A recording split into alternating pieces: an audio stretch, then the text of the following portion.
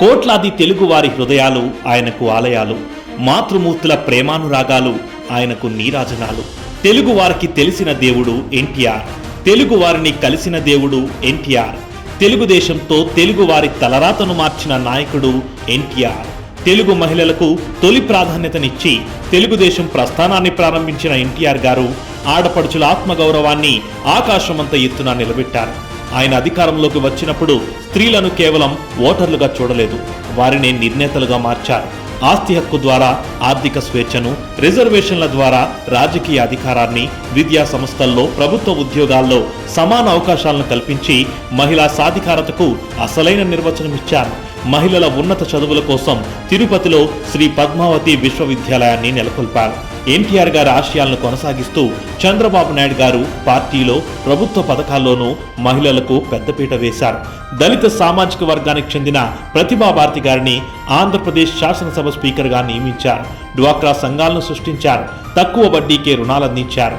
మహిళలకు ఆర్థిక స్వావలంబన కల్పించారు.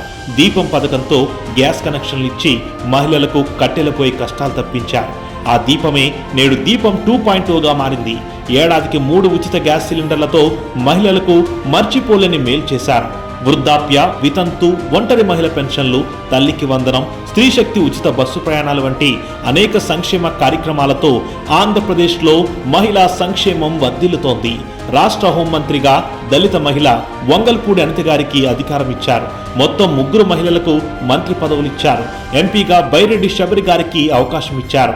ఎమ్మెల్సీగా పంచుమర్తి అనురాధ గారిని శాసన మండలికి పంపించారు. బండారు శ్రావణశ్రీ, యనమల దివ్య వంటి నవతరం మహిళల్ని ఎమ్మెల్యేలను చేశారు. 2024 ఎన్నికల్లో 20 మంది మహిళా ఎమ్మెల్యేలను శాసనసభకు పంపించారు.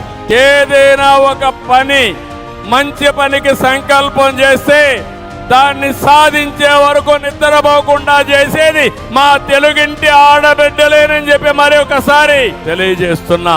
తెలుగుదేశం పార్టీ జాతీయ వర్కింగ్ ప్రెసిడెంట్ నారా లోకేష్ గారి నేతృత్వంలో పార్టీలో 57 మంది మహిళలకు జాతీయ, రాష్ట్ర కమిటీల్లో పదవులిచ్చి రాజకీయాల్లో వెన్నుతట్టి ప్రోత్సహిస్తున్నారు. రానున్న రోజుల్లో మహిళల్ని మరింత బలోపేతం చేసి స్త్రీ శక్తి ద్వారా మనం కృషి చేయాలి.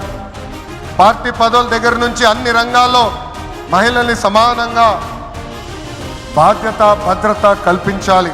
సమాజంలో మార్పు రావాలంటే మన ఇంట్లో మొదలవ్వాలి. ఎన్టీఆర్ గారి జన్మదినం సందర్భంగా ఈ ఏడాది జరిగే మహానాడు వేడుక మహిళా లోకానికి వేదికగా మారనుంది.